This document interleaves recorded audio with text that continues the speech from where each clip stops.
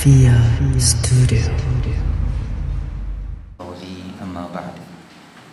Tuan-tuan dan puan muslimin rahmati wa Allah SWT. Pertamanya kita panjatkan kesyukuran kita kepada Allah SWT kerana dengan limpah rahmatnya Allah SWT beri kita sama-sama peluang berada di dalam majlis ilmu kita pada malam ini. Moga-moga kehadiran kita akan termasuk di dalam timbangan amal soleh kita nanti. Amin ya rabbal alamin. Baik.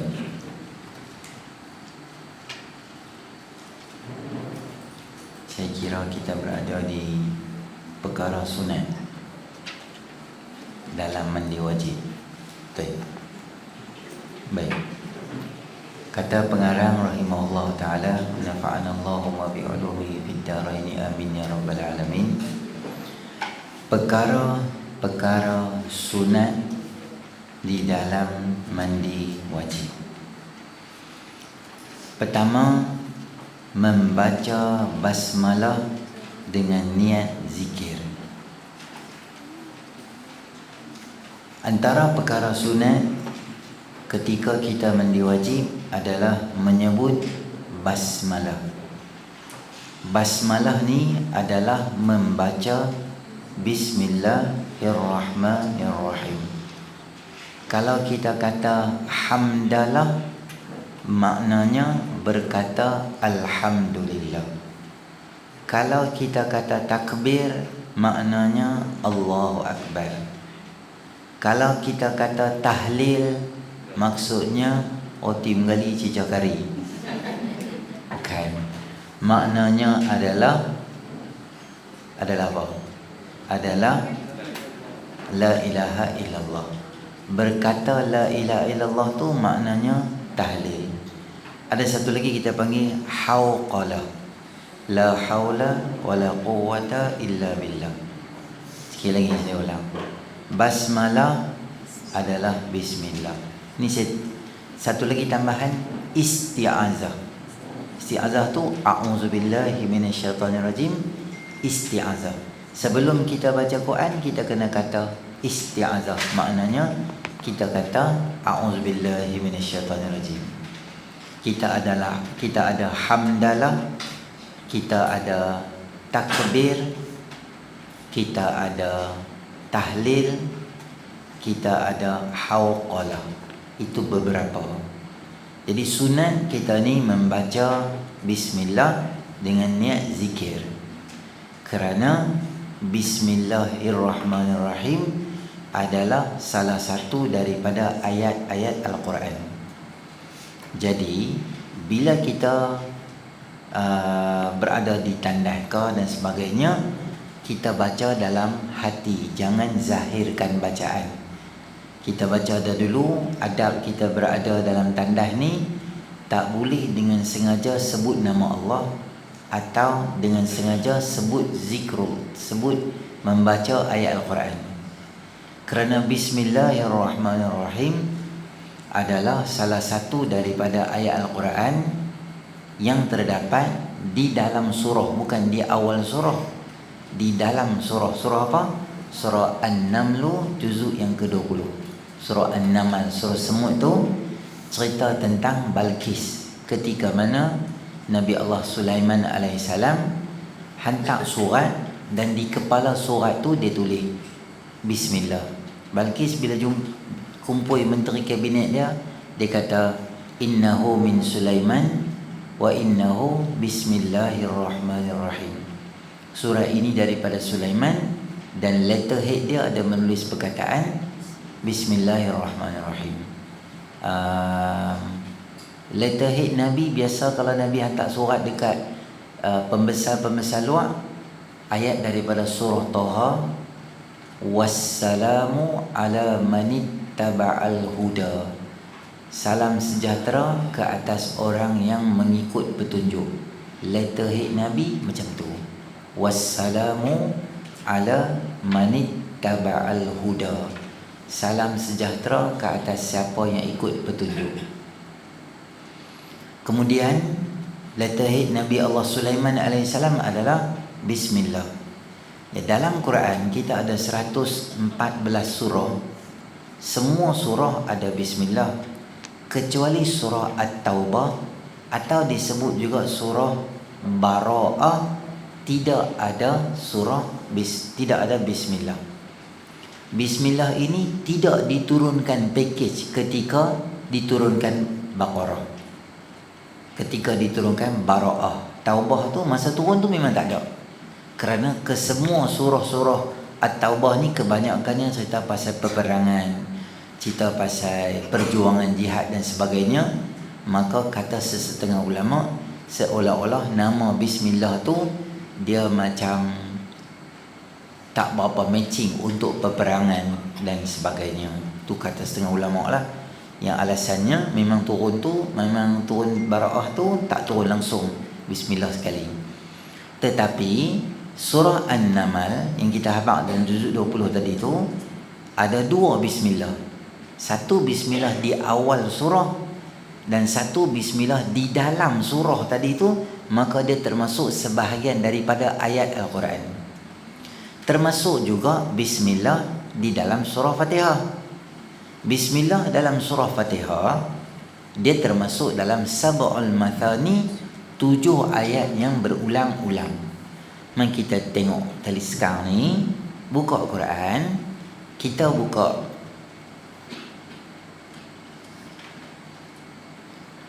buka Quran letter. Tengok surah Fatihah. Bismillah dalam surah Fatihah tu dia termasuk dalam ayat. Maknanya dia dikira satu tu satu ayat. Dikira satu ayat bagi kita lah. Jadi kesemuanya itu berapa bismillah? 114, termasuk satu tak ada dalam tu. Maka bila ayat Quran kita bincang dululah, kalau kita mandi sunat, mandi wajib tu dekat kawasan-kawasan tandas macam kita sekarang ni, maka kita baca di dalam hati kita, jangan zahirkan dia. Ustaz, saya tak mau baca lah. Tak mau baca, boleh kuranglah pahala, rugilah. Sebab dia konteks dia adalah bismillah. Kemudian adalah berwuduk sebelum mandi. Nabi SAW apabila Nabi masuk dalam tandas untuk mandi wajib, antara perkara Nabi buat adalah yang pertama, Nabi akan basuh bahagian hadapan dan bahagian belakang. Kemudian Nabi SAW akan berwuduk dahulu. Bila kita dah berwuduk, maknanya banyak bahagian-bahagian yang utama tu dah terangkat dah. Antaranya kita dah basuh tangan, kemudiannya kita dah basuh muka. Di muka ni ada tempat yang payah di sini, di bawah ni bahagian-bahagian ni semua dah habis dah. Kemudian kita basuh kepala kita, tangan, telinga, kawasan-kawasan yang susah ni semua ni kita dah basuh dah. Cumanya bahagian yang depan basuh dah, belakang basuh dah. Jadi bahagian yang ada ni adalah bahagian badan yang biasa sahaja. Itu sahaja yang tak kena ayak.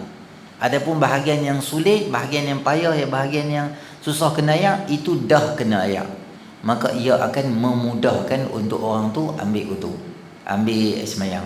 Kan saya pernah cerita, mandi wajib ni ada dua versi. Satu full version sunnah, ambil wuduk dulu. Ada riwayat kata Nabi basuh kaki siap-siap. Ada riwayat kata Nabi basuh kaki last sekali. Pada mandi apa semua selesai dah, last sekali Nabi basuh kaki. Boleh juga, wuduk tu ada. Tapi kalau kita masuk ambil sembahyang dulu sampai kaki, kemudian kita mandi, boleh juga. Ada dua riwayat, dua-dua cara boleh guna. Tapi kalaulah kita maksudnya dah mandi, dah ambil wuduk apa semua tu, dia kata berwuduk sebelum mandi sunat. Tu full version lah. Paling kurang sekali apa dia? Buka ayat, bagi ayat kena dekat badan kita, kemudian ingat di hati kita, sahaja aku angkat hadas besar ke atas seluruh badan aku kerana Allah Ta'ala, nawaitu raf'al hadathil akbari an jami'al badani fardan alayya lillahi ta'ala. Kemudian ratakan ayat semua bahagian, maka mandi wajib kita lulus. Okey, dah terangkat dah. Tapi kalau kita nak buat full version, ada cara dia apa dia. Kita belajar ni lah. Bismillah dulu, ambil wuduk dulu, tiga kanan dulu dan sebagainya. Sah hasil pahala dan mengikut sunnah Nabi SAW dapat pahala tambahan pula. Sebab bukan sahaja mandi tapi boleh pahala juga. Kemudian mendahulukan anggota kanan.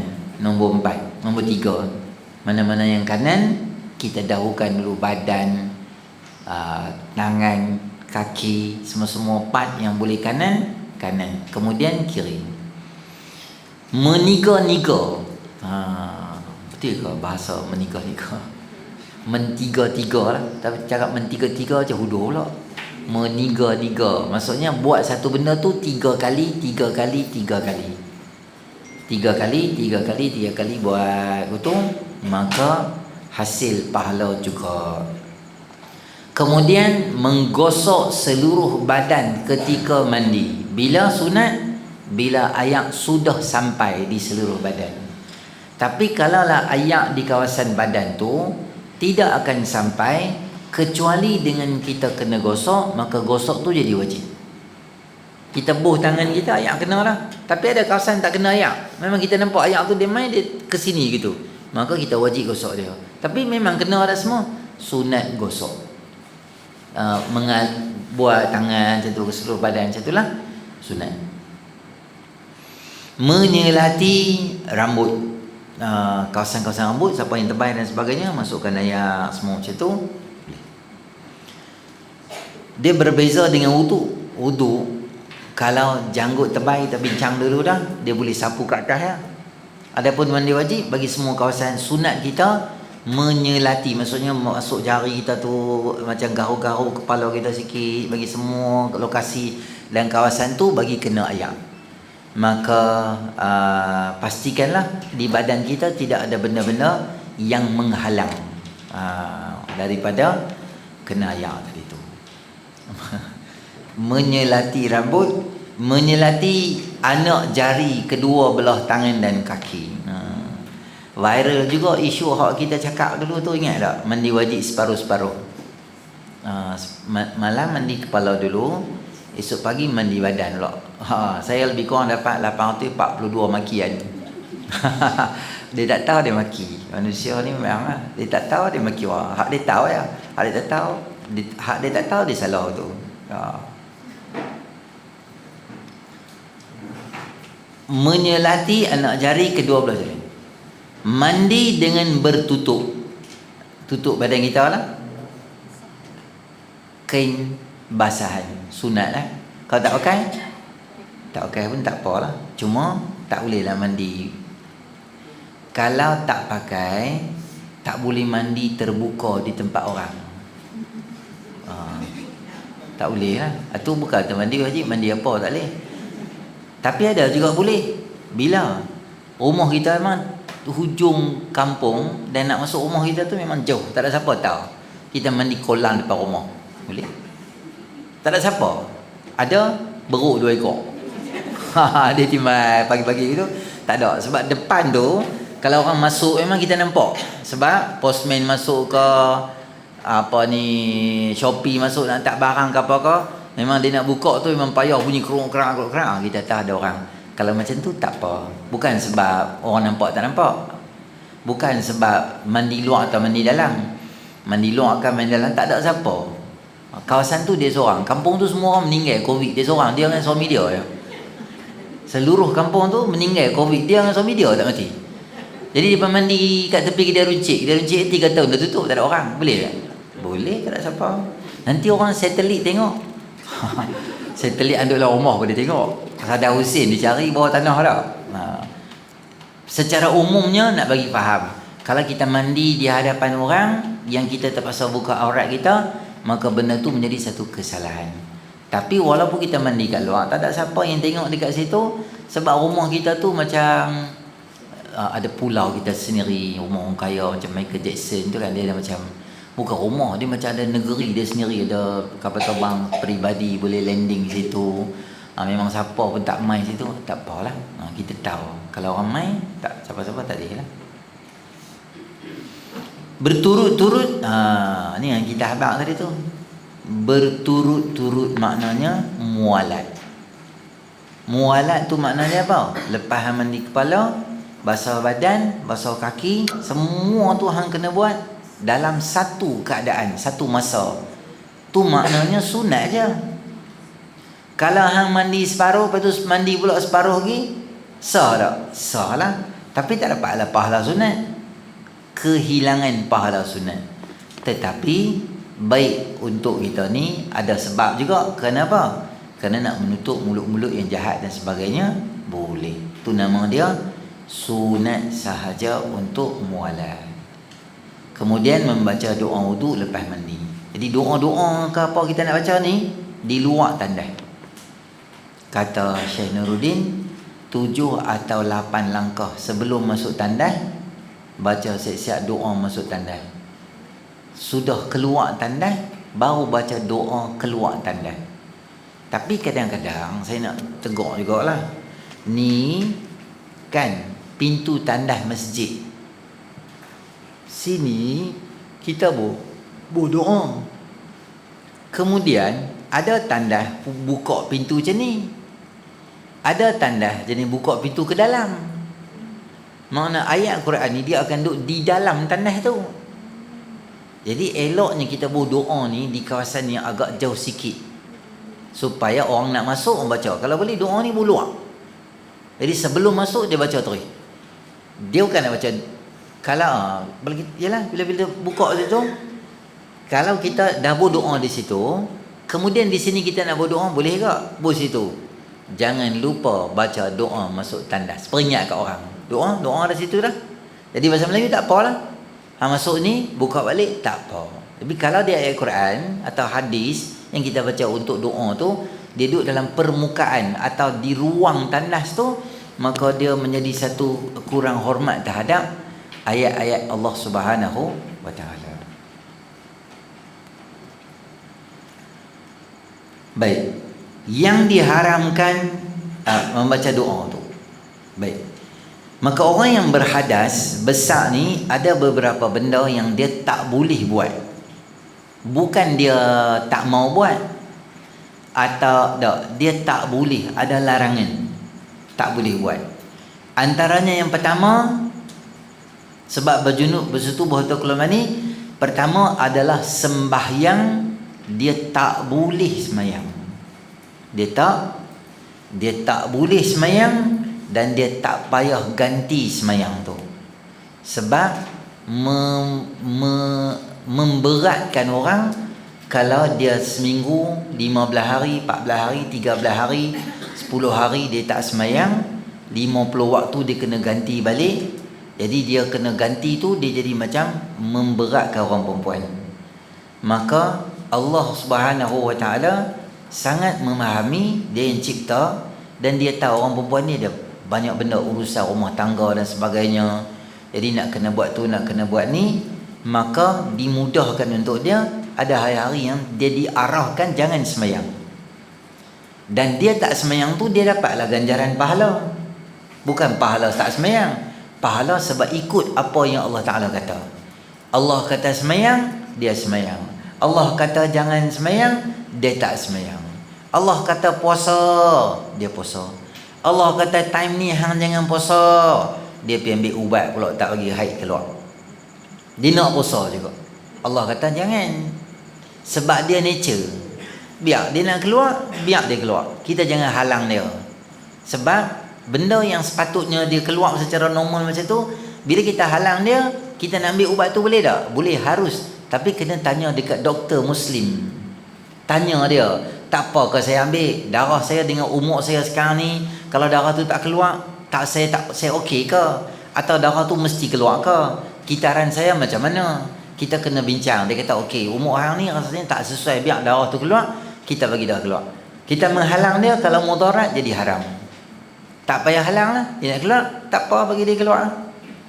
Kerana itu benda yang biasa. Macam ngantuk lah. Kalau hang ngantuk, apa hang buat? Tidur, tu lah normal dia. Saya pakai lino. Tak, masa kita bawa kereta contoh kan, benda tu mengantuk. sepatutnya kalau kita ada ruang yang betul kita lena lah. Tapi kita tengah bawa kereta dan sebagainya, tak bagus juga kita amalkan minuman-minuman yang boleh menghalang mengantuk. Maksudnya menghalang mengantuk ni dia nature lah. Dia akan main bila badan kita letih, sampai satu peringkat badan dah letih bekerja dah, buat kerja dan sebagainya, satu masa hang kena recharge balik. Jadi hang makan satu ubat atau minum satu minuman yang dia boleh hilangkan mengantuk hang boleh segak balik untuk beberapa jam akan datang tu. Perkara tu boleh bila kita drive seorang, tiba-tiba ada arwah meninggal kat Johor, nak kena balik driving malam tu. Alamak, petang tadi tak apa tidur betul, cover sikit lah. Katanya minuman-minuman, makanan, suplemen ni dia boleh bagi segak sikit, dia boleh dalam perjalanan. Okey, once a while tak apa. Tetapi mengamalkan selalu dengan tujuan supaya kita tak mengantuk, kesan jangka panjang kat badan tu tak baik. Kerana bagusnya mengantuk ni, dia hang tidur je. Ada orang dia macam tu lah, ngantuk kan, dia tak boleh buat apa. Dia Red Bull ke, minum Bull blender, Bull hidup-hidup pun tak boleh, dia ngantuk juga. Antaranya saya tu, kalau saya ngantuk, saya kena tidur. Saya paling tinggi boleh pergi ceramah seorang tak bawa siapa pun. Kalau kata orang sibuk, sampai gurun saya boleh pergi balik. Atas pada gurun saya tak berani lah pergi seorang. Gurun pun tak makan dah. Assalamualaikum, lepas ceramah belah tu, piung belah. Sebab ngantuk lagi sembang, lepas 11.30 aku nak balik, lambat pula. Jadi saya balik je. Kalau jauh sangat, bawa orang. Macam pergi Selangor kan, pergi dengan dia, jumpa hantu kat konon. Tu kalau seorang meninggal dunia. Jadi dia senang. Allah kata apa, kita ikut, senang kan. Walaupun benda tu kita tak tahu, bukan bidang kita tak pandai. Allah kata tak payah semayang, tak payah semayang, senang, tak payah cakap banyak. Allah kata jangan buat ni, kita jangan buat. Kita jangan menjawab dan kita jangan memandai-mandai. Kerana para anbiya alaihi salatu wasalam, perangai dia macam tu. Nabi Ibrahim, Nabi Nuh ni, apa dia punya, kalau ada universiti ketika tu, Nabi Nuh ni dia punya kelulusan dia apa? Kelulusan dia bidang dakwah dan bidang syariah di universiti. Tapi apa Allah Subhanahu Wa Taala suruh Nabi Nuh buat apa dia? Buat kapal. Boleh tak dia kata ke Allah, wahai Allah, saya belajar ni dalam bidang dakwah, saya memang pandai lah, 900 tahun saya dakwah, saya tak pandai buat kapal. Engineering bukan bidang saya. Sebab kapal ni dia main dengan ayak ni dia main dengan kayu.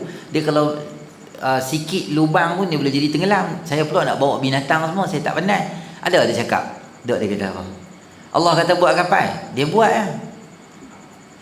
Wasna'il fulka bi'ayunina, kamu buat, kami pantau pembinaan tu. Maksudnya construction, kertas kerja, idea, blueprint, semua aku bagi, hang buat ya. Masa tu tak ada teknologi kapal.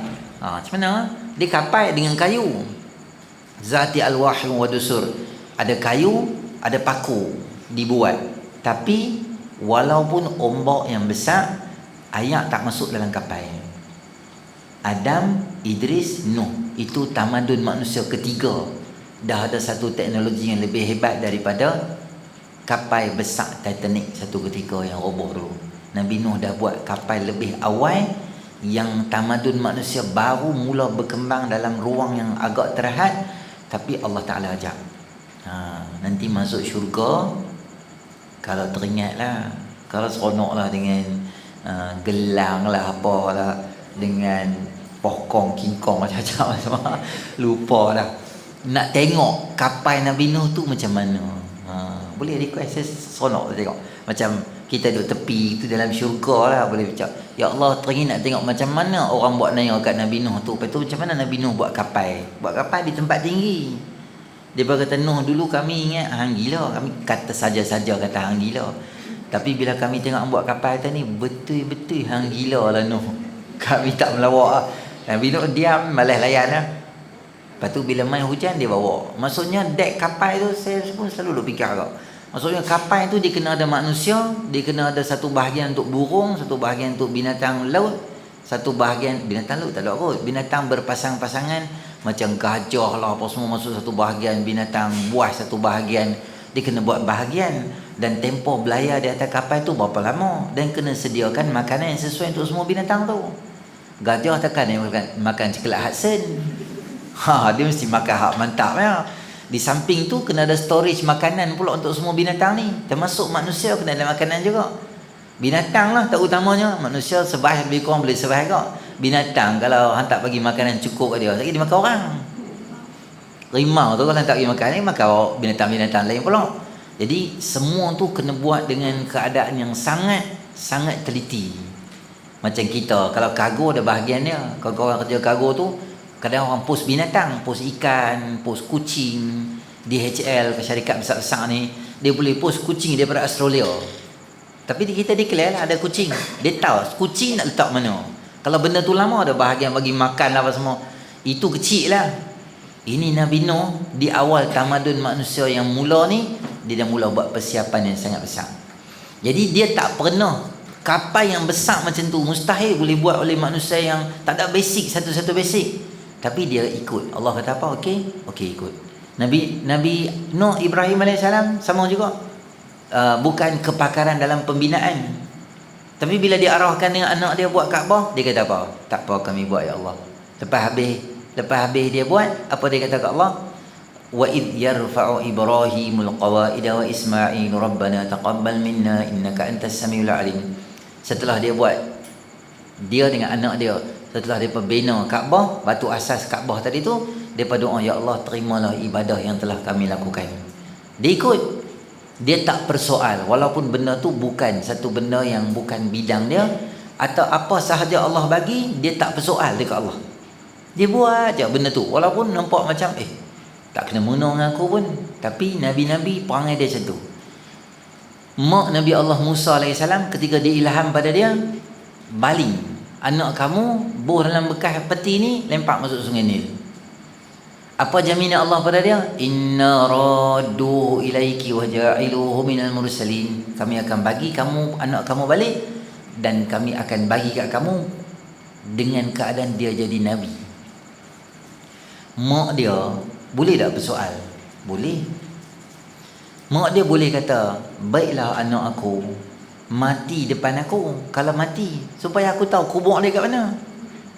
Ni aku lempar dalam sungai, aku tak tahu. Subjektif. Boleh selamat ke? Sungai ni bukan kecil. Takut orang ambil ke? Ikan-ikan besar makan ke? Terbalik ke? Dan sungai ni semua orang tahu dia punya hujung dia mesti sampai kat Fir'aunnya. Lebih menakutkan. Tapi mak dia kata apa? Walaupun itu melibatkan nyawa anak kesayangan dia, sebab Allah suruh, dia tak ada masalah. Dia letak je. Sebab dia tahu Allah akan jaga kat dia. Demikian salafus salih, para anbiya alaihi salatu wasalam. Allah suruh, mereka buat. Mereka tak ada persoal banyak tentang apa yang Allah Subhanahu Wa Taala suruh. Tapi akhir zaman ni ramai orang yang persoal apa yang Allah Taala sebut atau perintah Allah Subhanahu Wa Taala tu, persoal kerana keyakinan tentang Allah Subhanahu Wa Taala tu makin pudar di dalam jiwa. Termasuk juga sujud tilawah, sujud syukur, khutbah Jumaat. Katalah contoh kita ni minggu depan nak keluar SPM 8 Jun, bukan minggu depan, 8 Jun keluar keputusan. Jadi anak kita di sekolah, katalah contoh dia pukul 10 dia pergi ambil, dapat keputusan tu, dia terus nak sujud syukur tapi dia tak ada wudu, tak boleh. Boleh pi kat surau ambil wudu semua, kena ada. Dia proses tu macam biasa. Dan pastikan bukan kita ada wudu, pastikan juga dia dalam keadaan yang boleh, tidak berada dalam keadaan hadas besar ataupun hadas kecil lah, tambah-tambah hadas besar tak boleh, kerana dia sebahagian daripada semayang mesti ada bersih tu. Sujud tilawah sama juga masa baca Quran tu. Dan khutbah Jumaat, kalau tengah-tengah khutbah khatib teringat Allah tak mandi wajib lagi, contoh, maka dia wajib turun daripada mimbar, pergi bagi tahu dekat siapa yang ada di bawah, imam kedua ke, bagi tahu kata aku kena balik mandi. Jangan abang dalam mikrofon. Muslimin rahmati oleh Allah. Allah, tuan-tuan, saya lupa mandi wajib. Jadi tuan-tuan tunggu ataupun tuan-tuan akan semayang dengan Tok Imam kedua kita. Tok Imam kedua duduk lena, dia pun tak tahu apa. Kerok tadi naik atas balik. Jadi kalau dia lena kena buat apa? Kena naik atas baca pada awal balik khutbah tu. Tapi ringkaskanlah.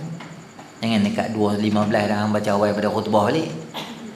orang marah. Jadi ringkaskan khutbah, ambil yang rukun saja, dia baca balik, habis sembahyang balik.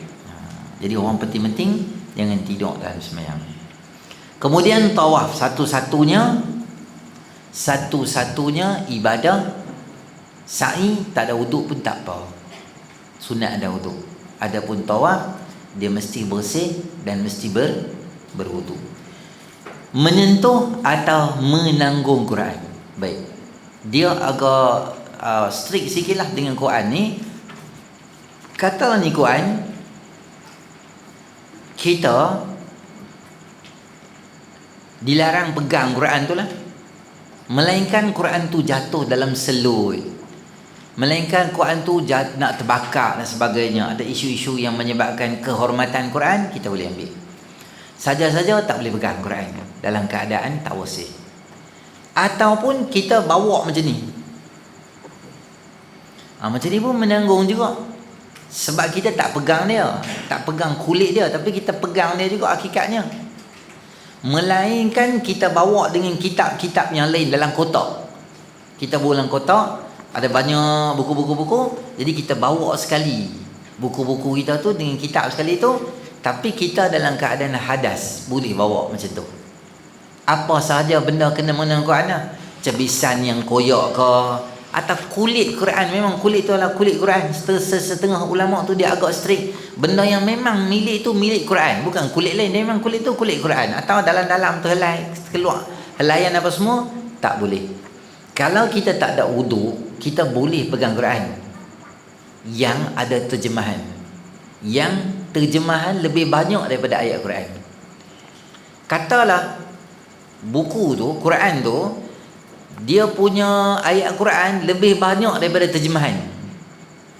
Terjemahan tu tak banyak, maka tak boleh juga. Contoh saya beritahu, buku Yasin kecil tu kan, dia terjemah Yasin saja, tapi dalam Yasin tu ada Al-Mulk, ada Al-Kahfi, ada Al-Waqi'ah, dia terjemah Yasin saja. Walaupun dia terjemah Yasin, kita tak boleh pegang Yasin tu, buku tu, sebab Quran lebih banyak. Yang nombor dua, kalau dia ada Quran, ini orang yang hadas kecil tak ada uduk. Kalau hadas besar, totally tak boleh pegang. Keringanan untuk orang ada uduk, walaupun bahasa terjemahan tu lebih banyak pada bahasa Quran, dilarang pegang huruf Quran tu, tak boleh pegang. Nak pegang yang tempat yang tak ada apa, kosong macam ni, ujung tu. Baiknya kalau dalam keadaan hadas tu, hadas besar, tak boleh pegang terus lah, tak payah pegang terus, itu lebih baik. Pergi mandi dulu baru kita pegang.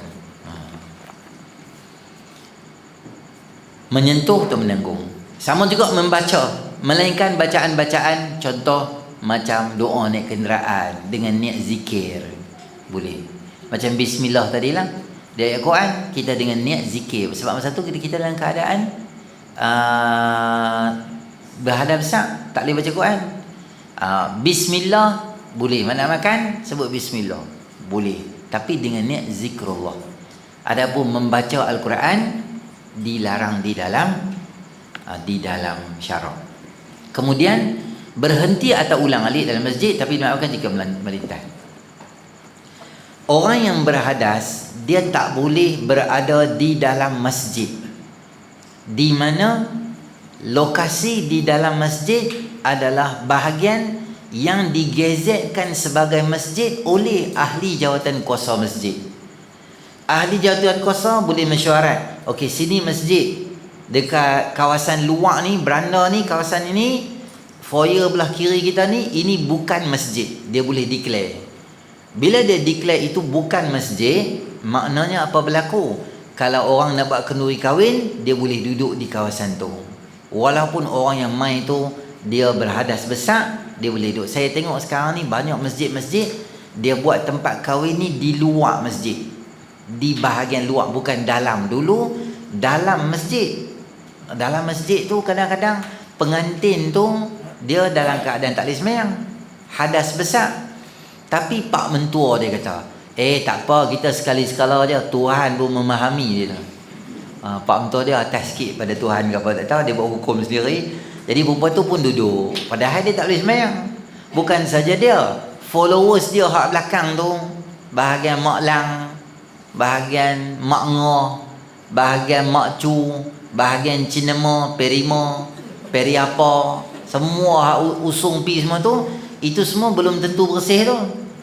Tapi tak bersih pun mai jugalah. Sebab apa? Kenduri bukan bukan selalu. Mai tak apalah, kita boleh istighfar kat Tuhan. Tuhan Maha Pengasih dan Maha Penyayang. Dia duk jual Maha Pengasih, Maha Penyayang ya. Dia tak tahu Asmaul Husna tu bukan dua ya, ada banyak lagi kat belakang tu. Memang Ar-Rahman Ar-Rahim. Belakang Al-Qahar, Al-Jabbar tu nak buka mana? Nak padam dengan liquid. Tu tak boleh ya. Benda tak boleh, tak boleh. Benda boleh, boleh. Kahwin setahun sekali ke, kahwin 800 tahun sekali ke, tapi tak boleh, jangan masuk. Tapi baguslah masjid semua dia buat kat luar. Jadi kiranya kawasan tu kita bolehlah duduk. Walau termasuk juga orang perempuan yang dia dalam keadaan haid, berhadas besar, dia boleh duduk di kawasan beranda tu untuk dengar kuliah. Jadi orang yang dia bolehlah main dengar kuliah. Banyak azan. Dia main, dia boleh dengar kuliah, duduk di kawasan tu. Duduk di kawasan tu.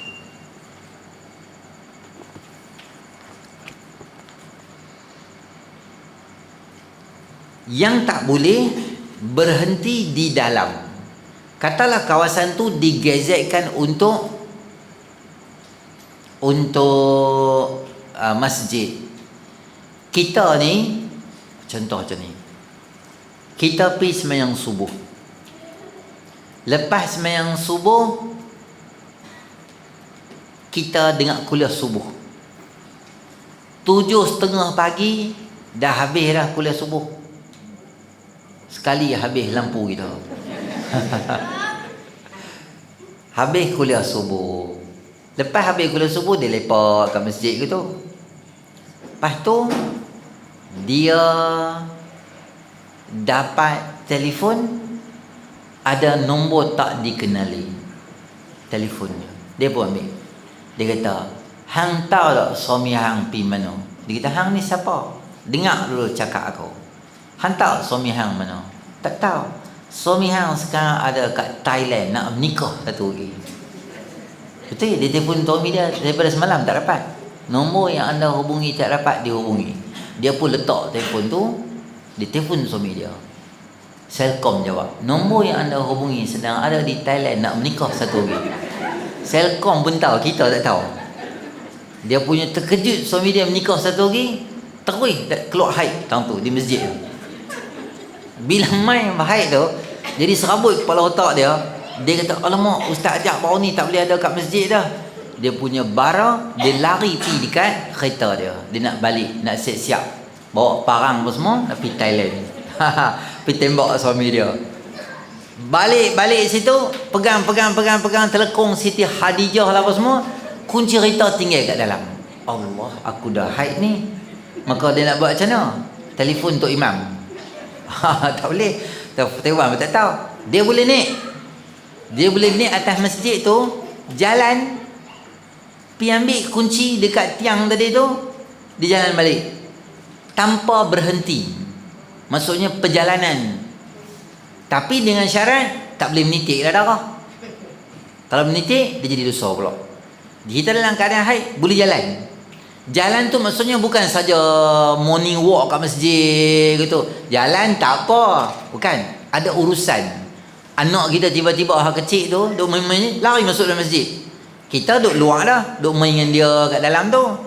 Tiba dekat orang nak semayang dia dah tu, suami kita masuk semayang dah, semayang isyak. Kita duk jaga anak kat luar ni. Tiba anak kita masa orang sujud, kita duk main telefon, dia lari masuk dalam masjid tu. Dia pergi guling dalam masjid, dia tarik kipas semua jatuh. Kita dalam keadaan haid tak boleh masuk, lepas tu kita duduk luar. Tapi anak kita tu boleh jalan, pergi ambil anak kita, keluar. Tak payah smackdown anak semua kat dalam. Nanti balik rumah smackdown. Bagi keluar tu. Budak kecil kan. Pergi ambil tak apa. Dia kata apa? Berhenti dalam masjid diharamkan. Atau ulang alik di dalamnya. Tak ada apa. Saja masuk keluar, saja masuk keluar, saja masuk keluar. Buat konten. Nanti dah bersih buat konten tu. Tetapi dimaafkan jika melintas sahaja. Inilah saya abang, syarat dia satu, kawasan tu sudah digazetkan sebagai masjid. Yang kedua, kita tidak berhenti. Kerana pernah Nabi SAW, tak ingat saya, pernah suruh Aisyah ambil barang. Ketika tu Aisyah dalam keadaan haid, Nabi suruh ambil barang masuk dalam masjid. Aisyah kata, Rasulullah, saya haid, saya tak boleh masuk dalam masjid. Nabi kata, haid kamu bukan di tangan. Maknanya sekadar masuk dan ambil itu tak apa, tak ada masalah. Jangan stay di dalam masjid dalam tempoh yang lama atau ulang alik, baru yang dimaafkan. Perkara yang diharamkan disebabkan haid dan nifas. Sama juga, cuma ditambah-tambah lagi. Sembahyang, sujud tilawah, sujud syukur, sembahyang yang ditinggalkan kerana haid dan nifas hendaklah wajib diqadakan. Tadi bab sembahyang dah kita tak boleh sembahyang. Tapi saya tak ingatlah bab kedak, pasalnya dah bab tak apa saya ulang. Ada beberapa situasi yang kita kena gantikan balik sembahyang kita. Yang pertama, pada hari yang sepatutnya kita datang haid, kebiasaannya kita datang haid hari ke-9 hari bulan atau 10 hari bulan. 9 hari bulan kita tak main lagi haid. Kita ingat kemungkinan besar 10 hari bulan. Maka 10 hari bulan kita adalah dalam mod siap siaga, mod aktif. Maknanya masuk waktu terus sembahyang, masuk waktu terus sembahyang. Sebab takut bila masuk waktu hang duk lengah, nanti pukul 3 hang tak sembahyang lagi, patutnya hang sembahyang dah. Patutnya sembahyang dah. Hantar hari tu hang nak mai. Melainkan kita tak sangka hari ke-7 mai dah hari ni, tak sangka pula. Contoh, hari tu memang kita jangka duk tunggu masa. Asalnya nak mai dah ni. Tengok MSC pun tak stabil 1-2 hari ni, nampak hari ni nak mai dah. Pukul 3 tak mai lagi, kita tak sembahyang, maka kena ingat sembahyang tu kena qada. Dan kelalaian kita dalam hari yang berikutnya macam ni, maka kelalaian dengan sengaja tu dosa. Tak buat apa pun saja dia doa, lagi dah sembahyang, padahal dia tahu dah hari tu, maka kena ganti. Satu. Yang kedua, bila dah kering, sebagai langkah ihtiyat, kata ulama, katalah pukul 2.15 kita cek, hari tu dah okey dah. Cek dalam pukul 12.45 tu adalah kuning sikit-sikit lagi, macam nak habis dah, kuning nak main ke putih dah, dekat nak habis dah. 2.15 kita cek ada lagi kuning. Kemudian kita cek pula pukul apa? 6.30 petang. Bila cek 6.30, kita tengok okey, tak ada dah, tanda-tanda dah bersih, dah kering elok semua dah, maka boleh mandi dah. Kata ulama, kemungkinan boleh jadi pukul 3 tadi kering dah, atau 3.15, atau 4, atau sepanjang tempoh Zuhur tu kita dah kering, tapi kita tak cek. Kita cek pula lagi 6.30, last 2.30 sampai 6.30. Kemungkinan masa waktu Zuhur kita dah boleh dah. Sebagai langkah ihtiyat, berhati-hati, ganti satu sembahyang sebelum daripada tu. Kita mandi 6.30, 6.45 sembahyang asar, ganti sembahyang yang sebelumnya tadi tu. Dan saat lagi lepas maghrib ke lepas isyak, ganti balik Zuhur kita awal-awal qada dulu tu. Sama juga dengan nifas. Nifas tu apa? Damul ladhi yakhruju min rahimil mar'ah aqibal wiladah. Darah yang keluar daripada rahim satu orang perempuan selepas daripada beranak. Selagi tak beranak, dia tak nama nifas. Selagi tak beranak, hang kena sembahyang. Darah tu keluar, bersih dan kena sembahyang.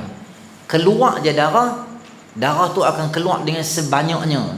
Sebab apa dia keluar dengan sebanyaknya? Sebab sepanjang tempoh mengandung 9 bulan haid terhenti, maka darah tu dikumpul dalam sangat banyak, maka hari nak beranak tu dia akan keluar darah yang sangat banyak.